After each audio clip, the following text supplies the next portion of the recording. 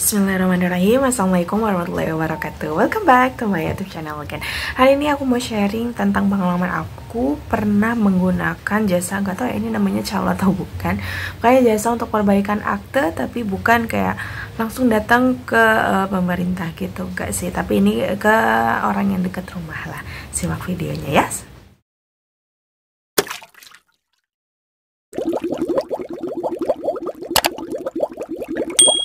Oke, sebelumnya aku mau ceritain jadi kenapa aku butuh orang ini, karena akte aku itu tidak sama dengan ijazah. Karena kayaknya sebelumnya aku udah pernah ya cerita di video yang sebelumnya itu, antara nama ijazah dengan nama akte itu berbeda karena masalah di apa sih namanya, ijazah yang waktu aku masih SD itu ya. Nah terus aku udah datang ke bagian yang Dukcapil tuh nggak terima. Jadi aku harus ke pengadilan untuk mengubah akte itu karena memang sudah lebih dari beberapa tahun. Jadi kalau nggak salah akte yang masih bisa dirubah itu sekitaran 5 atau 10 tahun ke bawah lah, aku lupa. Nah jadi ketika itu aku udah datang ke pengadilan, dan di pengadilan pun itu nggak punya persyaratan pastinya itu apa. Jadi aku sebelumnya cari-cari juga di YouTube di sumber-sumber yang lain. Nah kemudian aku datang, persyaratan aku dicek sama ada mbak-mbak gitu, pokoknya orang yang di depan yang resepsionis itu dicek. Kemudian ribetnya itu setiap dokumen kita itu harus ke kantor pos dulu untuk minta cap lagi, dan satu capnya itu kalau nggak salah sekitaran 10 ribuan ya. Itu tahun lalu sih, tahun lalu. Tapi kalau misalnya tahun yang update dari 2022 yang akhir ini sampai 2023 aku kurang tahu, karena kan bulan Agustus kayaknya udah pada naik ya semuanya. Nah terus udah datang, cuma kata dia butuh cap, dan kemudian mereka minta saksi yang di luar dari keluarga. Aku sih nggak tahu ya kenapa harus orang lain, karena kan memang yang tahu diri kita adalah keluarga kita sendiri. Nah kemudian itu aku udah jauh-jauh ya, dari rumah sampai ke tempat pengadilan itu sekitaran 2 jam, tapi mereka menolak. Dan di dekat situ pun itu nggak ada kantor pos, gak ada sama sekali, dan di sepanjang jalan menuju pengadilan itu juga nggak ada. Itu sih yang susahnya. Nah kemudian aku tuh kayak capek kalau misalnya harus bolak-balik udah gitu mau ajak saksi kan orang lain, karena kalau misalnya ajak orang lain selain dari keluarga kayaknya agak ribet, karena kan kita harus menyediakan transportnya dia, kemudian nanti kita harus kasih makan, kasih uang. Itu sih yang agak ribetnya, kan gak mungkin kita manggil orang tapi hanya buat minta kayak gitu, habis itu kita nggak ngasih apa-apa. Kayaknya itu enggak deh, enggak banget gitu. Nah setelah itu aku tanyakan sama teman aku, sharing lah masalah ini. Kemudian dia merekomendasikan ada satu orang, si ibu-ibu ini direkomendasikan. Habis itu aku percaya karena memang direkomendasikan oleh teman aku. Kemudian aku datang ke rumah si orang tersebut, aku datang ke rumah dia. Setelah itu aku cerita masalah aku, dan kemudian kebetulan banget nama mamaku itu berbeda, dari paspor itu beda, KTP beda, kemudian sama ijazah itu beda. Jadi ini perlu diperhatikan ya, nama itu kita harus dapat satu identitas. Nah orang tuaku itu, terutama mama itu tidak terlalu peduli sih sama kayak gitu kan, jadi masih labil, jadi masih ikut-ikutan. Oh rubah namanya ini, oh rubah nama itu. Tadinya nama itu cuma satu kata, tapi ditambahin nama orang tuanya, itu sih yang bikin masalah. Nah kemudian aku tuh nggak tahu awalnya, aku bilang bisa nggak nama mama aku tuh diubah menjadi nama yang ada yang pakai nama orang tuanya itu, karena memang paspornya kan sama namanya kayak gitu. Dan kemudian aktenya ijazah beda, kakaknya itu sama juga namanya kayak gitu.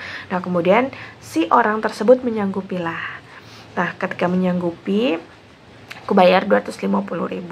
Nah ketika itu aku tanyain tuh terus kan per minggu. Seharusnya kan kalau misalnya profesionalnya pasti akan, kalau misalnya kita tanya dia tahu kan alur dari berkas-berkas kita kemana, walaupun memang dia banyak dapat orderan. Maksudnya aku ya bodo amat gitu, yang penting kan dia harus tahu prosesnya tuh gimana, alurnya tuh gimana, terus berkas aku udah nyampe mana.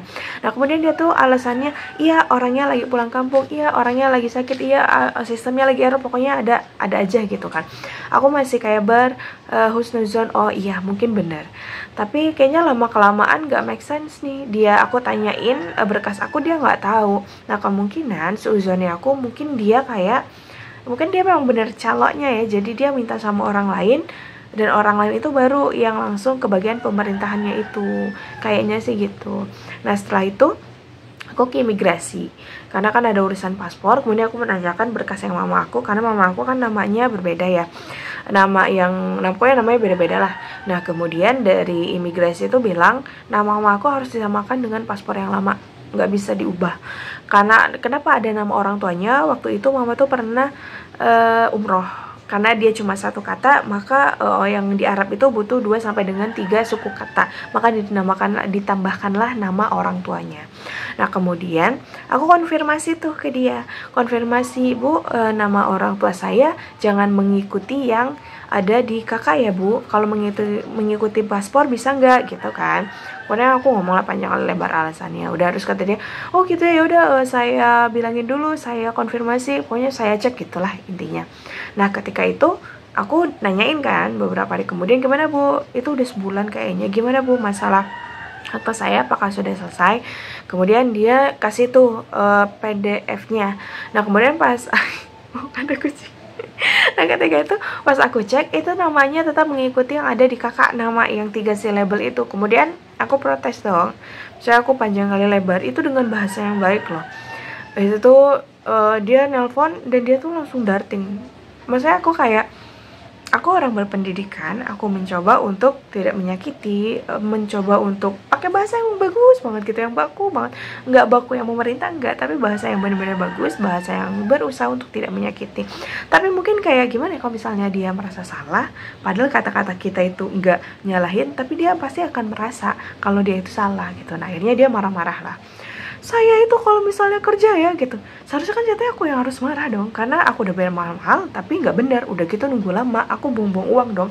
Mungkin bagi dia 250.000 itu kecil lah, buat aku tuh harus kerja dari pagi sampai malam itu buat menghasilkan uang segitu.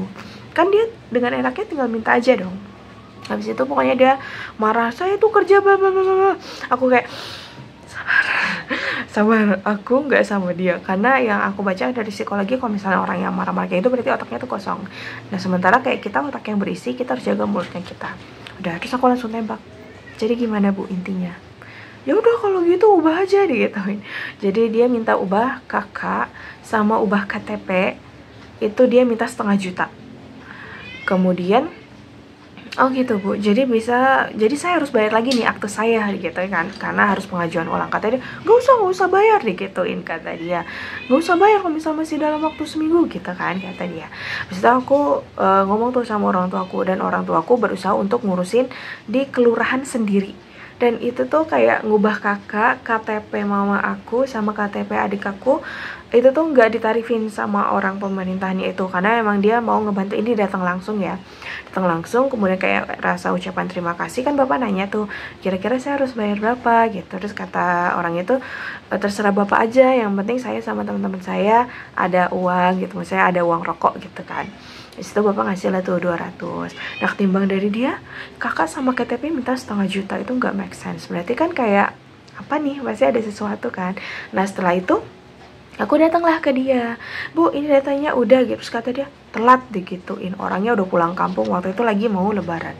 Terus maksudnya urusannya gimana sih? Maksudnya aku udah kayak Susan, aku berusaha untuk husnuzon, tapi dia sendiri kayak ngebuka kartu dia. Terus aku dalam hati kayak, berarti aku 250 itu sia-sia dong. Ya kan cuma ngasih amal ke dia dong. Kayak ya useless aja gitu. Maksudnya aku ngasih uang segitu, aku nggak dapet hasil tapi malah dapet omelan, karena emang aku merasa banget kalau dia itu kayaknya menipu gitu. Karena kan kita kayak pengen cara yang cepat, uang lebih juga nggak masalah, yang penting urusan kita beres. Tapi sama dia urusan lama, uang juga hilang, udah dia nggak bertanggung jawab gitu aja tuh. Jadi aku nggak mau sih pakai jasanya dia lagi, dan udah kegantung gitu aja. Dan dia juga nggak nanyain kayak update kayak gimana Mbak, apa mau lanjut apa, nggak ada itikat baik sama sekali. Makanya aku kayak nyesel banget, kenapa sih gitu. Maksudnya kayak aku udah bilang saya percaya sama ibu, tapi kenapa ibu nggak bisa menjaga kepercayaan saya. Tapi dia lebih marah lagi gitu, lebih marah dengan ucapan aku yang kayak gitu. Karena aku udah berusaha senais mungkin, dan dia bawa-bawa saya tuh emang orang bodoh, orang kampung gitu, nggak kayak anda. Dia udah ngomongnya pakai anda loh, nggak kayak anda yang bla bla bla gitulah dia bilang. Terus dalam hati aku, Lah, apa urusannya masalah pendidikan? Kan aku nggak bahas masalah pendidikan. Kayak saya orang berpendidikan bu, saya misalnya saya S1, S2, S3, ibu tuh orang bodoh, aku nggak pernah. Berarti dia stat sendiri dong, kayak orang, maaf, kayak orang kampung itu tuh bodoh. Padahal aku nggak pernah loh ngopin itu. Kalau berhubungan dengan masalah kampung, lah kan kita sama, sama-sama tinggalnya di kampung. Tapi aku nggak pernah tuh ngebahas, nggak pernah ngebedain. Berarti dianya sendiri dong, dia sendiri yang menjatuhkan harga diri dia sendiri, dan dia tidak bisa bertanggung jawab, dan dia melemparkan kesalahan dia kepada orang lain. Dia menganggap diri itu benar. Dia tuh bilang, saya tuh kalau kerja emang kayak gini ya. Masa kayak gini gimana? Nah ternyata aku ngobrol lagi secara mendalam sama teman aku, ternyata urusan di dia juga nggak semulus itu. Nah sayangnya teman aku tuh nggak ngomong secara jujur dari awal, jadi dia hanya merekomendasikan. Nah setelah itu urusan teman aku, dia malah udah keluar uang kalau nggak salah 1 juta. Itu urusan dia pun itu belum selesai, ditagih-tagih terus ada aja. Jadi seujurnya kemungkinan uangnya itu ya mungkin ada dimainin kali ya, walau alam. Pokoknya udah banyak lah sujon-sujon kayak gitu. Dan aku memutuskan untuk nggak bisa nih, orang ini udah nggak profesional. Jadi nggak bisa kalau misalnya aku harus pakai jasanya dia. Karena kayak urusan yang cuma 200.000 aja dia minta 500.000. Jangan-jangan dia mau dari aku mungkin lebih dari itu gitu. Udah nggak ada gimana ya, udah nggak ada kejujuran, nggak ada kepercayaan. Ya udah buat apa lagi gitu kan dipertahanin. Apalagi kan kayak masalah uang itu sensitif banget. Tapi kayaknya sayangnya dia sih tidak mempertimbangkan itu kali ya. Dia sih dengan sombongnya kayak dia bilang, iya kemarin saya juga ngurusin tuh masalah ini gitu. Jadi dia nge-branding diri dia, itu kan gak masalah kan kalau misalnya nge-branding. Tapi kalau misalnya nge-branding tapi bohong dan ngebuka aib orang, itu kayaknya gak banget deh. Semoga kalian yang menonton video ini bisa lebih bijaksana ya kalau misalnya mencari bantuan orang lain untuk mengurus berkas-berkas. Dilihat dulu kali ya, dicek dulu bener atau enggaknya. Terima kasih yang sudah menonton video kali ini, semoga bermanfaat. Terima kasih, bye. Assalamualaikum warahmatullahi wabarakatuh.